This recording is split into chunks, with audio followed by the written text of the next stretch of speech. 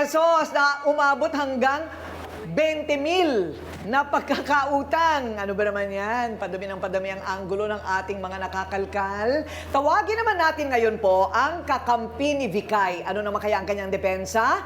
Rina, humarap ka na. O kasi Mel, sinungaling ka eh. Umul ka ng sinungaling. Oh, sige. Sabi ko sa iyo Paano lahat ng natin sinungaling sinungaling? nandito po sa face to face. Mahilig kang mga ako, hindi mo naman tinutupad.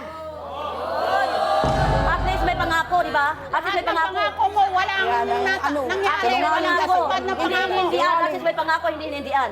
Oh, pero ang tao hanggat nabubuhay may pag-asa magbabayad. Hindi yung ang pangako na hindi nawala ng pag-asa, yung naglaho ang tao na iniwala na Oo wala nga naman, pagka siya ay 100 years old na, mababayaran na niya yan.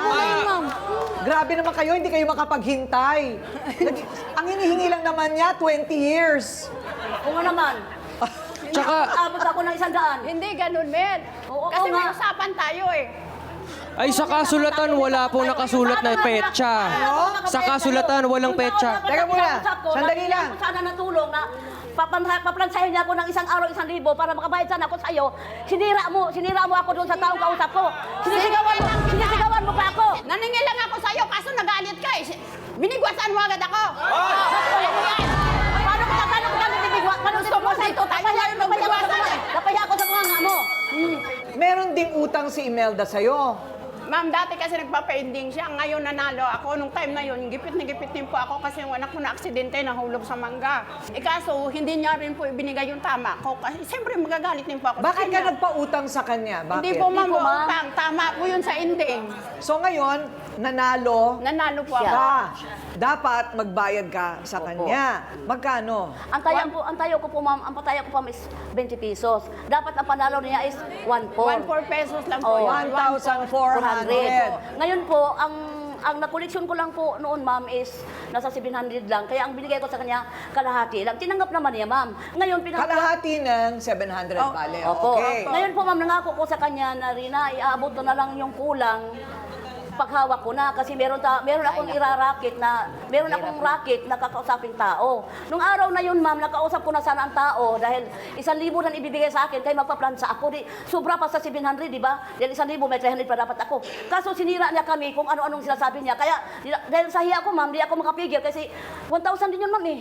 Nawala. Ay, yung ginawa ko siya, lilipatan ko siya, inano ko siya, ma'am. Ay, Ngayon, hindi siya makaganti sa akin. Tumakbo ako kasi alam kong madihado ko sa kanya dahil mataas sa akin. Tumakbo ako. Kaya hindi siya nakaganti sa akin. Kasi mabilis. Ay, naku. Kasi mabilis ang maliit. Nakakasuot-suot ka kung saan-saan. Ano? Okay, ito sa akin malinaw May utang ka pa na 700 sa kanya. Tama naman yon, di ba, Imelda? Alam mo, talagang yung pagsusugal, wala yung mapapala na tama. Ikaw rin, kita mo nangyari sa'yo. Tumaya lang ako, ma'am. Tumaya ka lang, ayan na, wag na. Siyempre, Naku. umahal ka po na Di ba? manalo. Eto na, kung may kakampi si Vikay, may kakampi rin si Imelda. Siya ang naka-witness ng isang sampal. Kapalit ng 20 pesos na ambag. Tina, humarap ka na. Ang palit-pangit ang ugali mo! Bakit mo sila sa palto dapat pinangharap ko sa Bakit sinasabi ko siya? Kanya lang! Ha? Ba't mo sa sinasapahan mo niya ang pagkain? Kasal ang mukha niyo! Dapat hindi ganon! Sinisisita mo sa mga mata ko! Kasi ano yan? Magsalita ka na! Aminin mo na! Dapat kasi hindi ka nananakit, dapat kausapin mo! Hindi yung dapat hanggang sa 20! Talaga naman! yun! Kung ito ang sarili ko, hindi dapat ganon! Alam mo bakit masama loob ko sa'yo? Porkit nakita mo kayo kumakain ng ni Ate Melda. Sinusubuan mo! May relasyon kayo! Aminin mo na! Kitang-kita niyo sa mga mata ko! Aminin mo na! Aminin mo na! Ugali mo! Aminin mo na! Sismusa ka! Aminin mo na! Teka muna. Di Ano mo yung lang, be. Tuesday? Christmas party ang pinag-uusapan natin dito. Bakit napunta na sa ending, napunta na sa kumakain, nagsusubuan. Huminaw kayo. Teka muna, ano bang kinalaman kahit na may relasyon sila? Anong problema? May problema, ma'am. Ginawa ko kwento, chismosa ko. Nakikita ko eh. Eh, kung gusto Buti nilang may pag-aamin. Umamin kung na. gusto nilang magtago sila, ma'am, hindi sila lang sa daanan para lang magsusubuan, di ba? Ngaling ka! Kita-kita ko sa mga matang, bet! O, teka muna.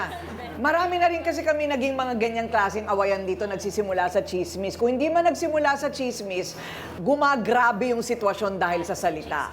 At ang parati namin nasasabi dito, hindi ba, Doc Camille? Hindi porket totoo, kailangan mong ipagkalat. Ayun.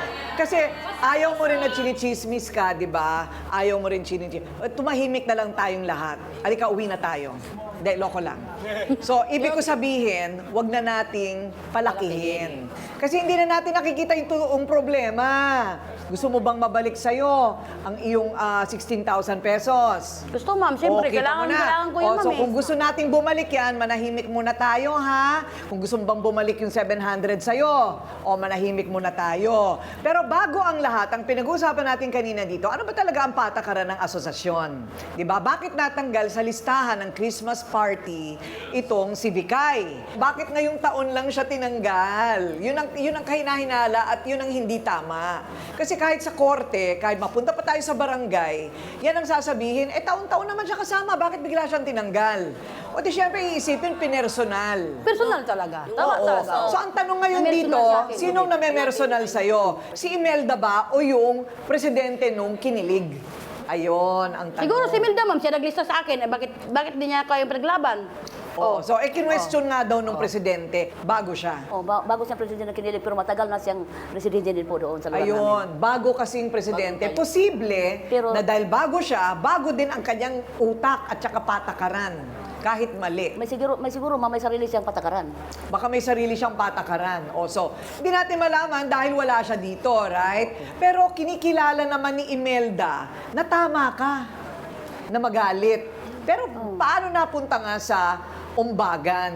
Pero, tapos na yon, itatama na lang natin sa susunod, right? Tama ba? Tama ba?